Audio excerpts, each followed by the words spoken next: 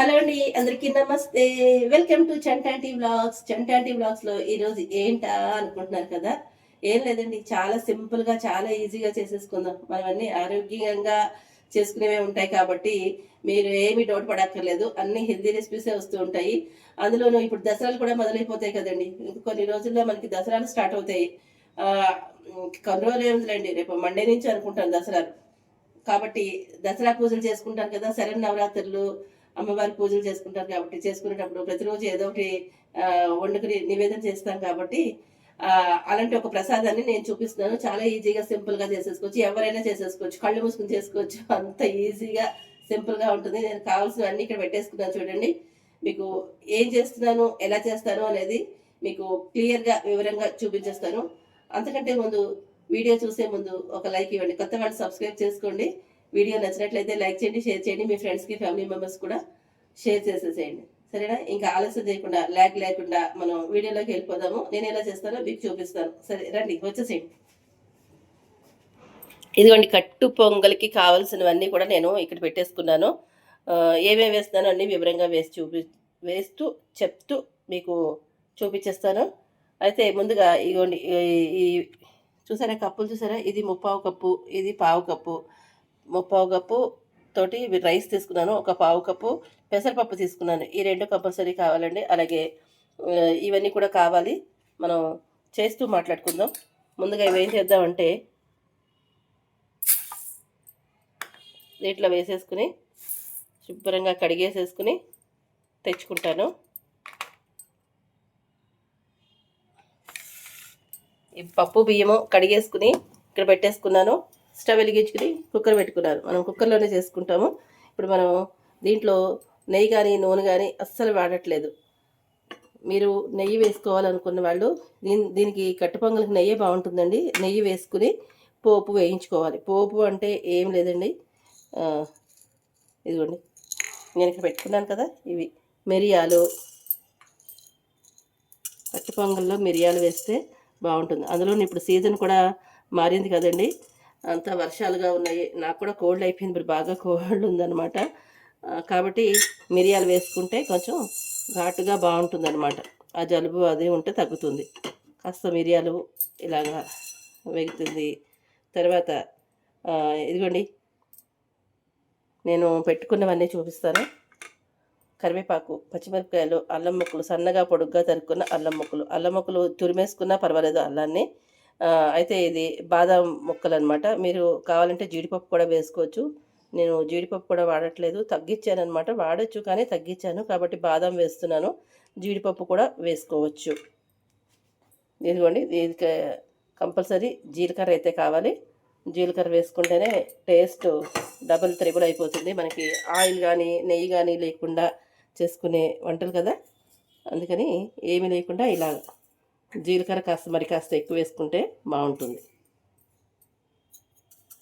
Digestion బాగుంటుంది, సూపర్గా ఉంటుంది.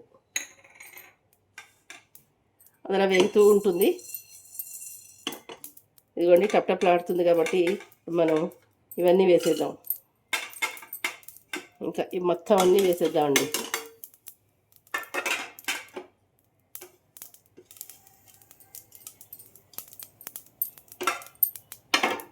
చిట్టపట్ట చిట్టపట్ట చిట్టపట్ట అంటుంది చూసారా. ఇదిగో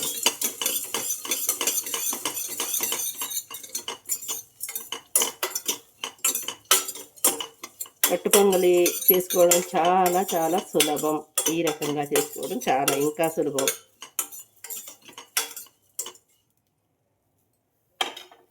అయితే ఇప్పుడు ఏం చేద్దాం, ఈ రైస్ కూడా వేసేద్దామండి.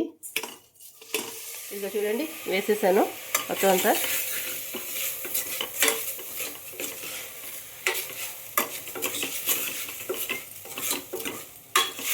ఫ్లేమ్ తగ్గించుకునే పెట్టుకోండి, లో ఫ్లేమ్లోనే పెట్టుకోవాలి.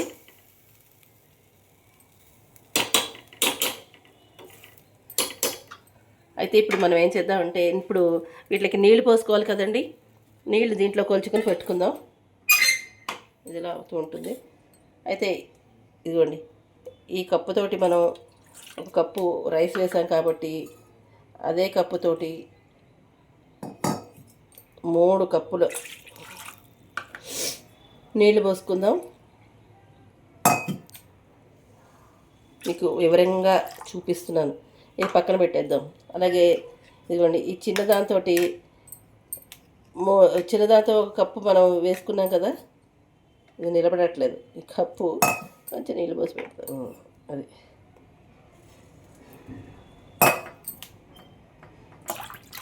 ఇదిగోండి 3 కప్పులు పోసాను. ఇది దీంతో 3 పోసాను, దీంతో 3 పోసాను. మొత్తం 6 కప్పుల నీళ్ళు దీంట్లో పోసేసుకుందాం. పాత బియ్యానికి ఇప్పుడు ఇలా నీళ్ళు పోసేసుకున్నాం కదండి, ఒకసారి ఇలా కలబెట్టేసుకుందాము. అదే కనుక మీరు పాత బియ్యం అనుకోండి, పాత బియ్యానికి కాస్త ఎక్కువ నీళ్ళు పడతాయి, ఇంకొక గ్లాస్ నీళ్ళు ఎక్కువ పోసుకోవచ్చు. కొత్త బియ్యానికి తగ్గించి పడతాయి అన్నమాట. అందుకని నేను 6 పోసాను నీళ్ళు. 1కి 3 లెక్కను వేసాను. ఇప్పుడు దీంట్లో ఉప్పు పసుపు వేసేసుకుందాం. పసుపు,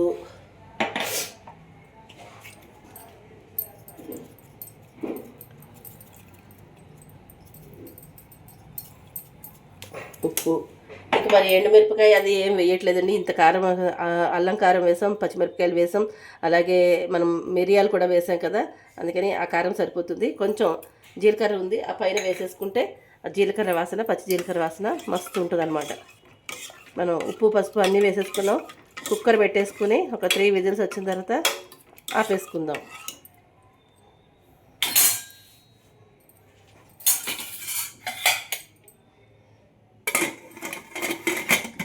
నాది పాత బియ్యం కొత్త బియ్యం అనమాట, అందుకని నేను తగ్గించి వేసుకున్నాను. కుక్కర్ అయితే 3 విజిల్స్ వచ్చిన తర్వాత స్టవ్ మించి తిప్పేసి కింద పెట్టేసానంటే తొందరగా చల్లగా అవుతుందని. కొంచెం వేడిగానే ఉంది, అంటే పూజ చేసుకోవాలన్నమాట. అమ్మవారి ప్రసాదం కోసం వెయిటింగ్, అమ్మవారికి నివేదన చేద్దామని.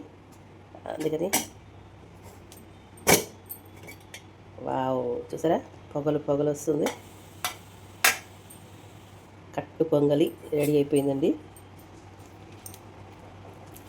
ఇలా కలిపేసేసుకుని మనం కలపకుండానే నివేదన పెట్టాలండి, కానీ నేనైతే మీకు చూపిస్తున్నాను అనమాట. ఇట్లా అది కొత్త బియ్యం కాబట్టి కొంచెం తక్కువ నీళ్ళు పట్టాయి. అదే మీద ఎక్కువ పాత బియ్యం అనుకోండి, కాస్త నీళ్ళు చూసుకుని వేసుకోండి. 1 గ్లాసు 1 కప్పు 2 కప్పులు ఎక్కువ పడతాయి, అలా చూసుకుని వేసుకోవాలి. అయితే దీంట్లో అమ్మవారికి నివేదన చేసేటప్పుడు కొద్దిగా నెయ్యి వేసుకుని చేయాలండి. మీకు దీంట్లో అయితే కట్టు పొంగల్లో నెయ్యి ఎక్కువే పడుతుంది. ఉడికేటప్పుడు కొంచెం ఒక 2-3 స్పూన్ల నెయ్యి వేసుకోవాలి. నివేదన చేసినప్పుడు ఖచ్చితంగా నెయ్యి వేసి నివేదన పెట్టాలండి. ఒక గ్లాస్లో నీళ్ళు పెట్టుకోవాలన్నమాట. కాస్త ఎక్కువ వేసి అమ్మవారికి కూడా ఉండాలి కదా, కొంచెం ఇటు పక్కన నెయ్యి వేసి ఆ పక్కన తీసేసి అమ్మవారు తింటారు. ఇలాగా అమ్మవారికి నివేదన చేసేస్తారు అనమాట. గ్లాస్తో నీళ్ళు మాత్రం కంపల్సరీ పెట్టుకుని నివేదన చేయండి. ఇంక ఈ పడంగానే నివేదన చేసేస్తాను, వేరే దాంట్లోకి తీసేది ఏమీ లేదు. ఇలాగే పక్కన నెయ్యి వేసేసుకుని నివేదన చేస్తాను. నచ్చిందా మీకు? మరి నచ్చితే లైక్ చేయండి, షేర్ చేయండి, సబ్స్క్రైబ్ చేయండి. ఇలాగా మనం ఆయిల్ కానీ గీ కానీ తినని వాళ్ళు ఇలా చేసుకోవచ్చండి. రుచిగా ఉంటుంది, బాగుంటుంది. దీంట్లోకి ఏదైనా ఒక పచ్చడి నంచుకుని తినేసేయచ్చు అనమాట. రోటి పచ్చళ్ళు ఉంటాయి కదండి, ఆ రోటి పచ్చళ్ళు నంచుకుని తినేసేయచ్చు. అసలు ఏమీ కూడా అక్కర్లేదు, ఇదే కారంగా బాగుంటుంది. ఇంతేనండి. ఇక మరి ఉంటాను, ఇంకా నివేదన చేసుకోవాలి. ఉంటాను, బాయ్.